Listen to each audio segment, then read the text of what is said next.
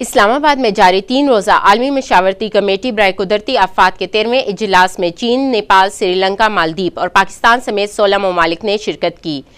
Conference میں شریک ممالک کے مابین تکنیکی مہارت اور علاقائی تعاون پر زور دیا گیا تاکہ علاقائی اور عالمی سطح پر قدرتی آفات اور موسمی اثرات سے بچاؤ کے ذریعے مستحکم بنیادوں پر ترقی کو یقینی بنایا جا سکے۔ اس میں یہ آئیڈینٹیفائی کیا گیا کہ یہ جتنے گلوبل فریم ورکس ہیں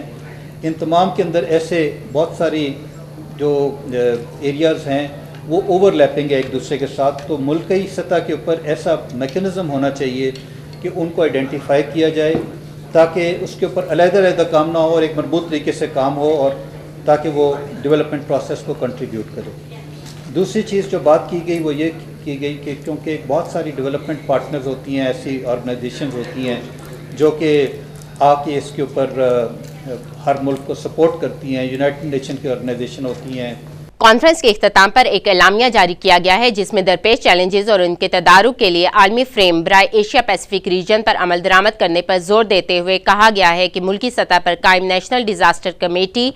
کے کردار کو مزید وسیع کیا جائے تاکہ موسمی تبدیلیوں کے فریم ورک پر عمل درآمد کو یقینی بنایا جا سکے۔ I'm sure will provide valuable input and collective wisdom for the forthcoming Asian Ministerial Conference for Disaster Risk Reduction.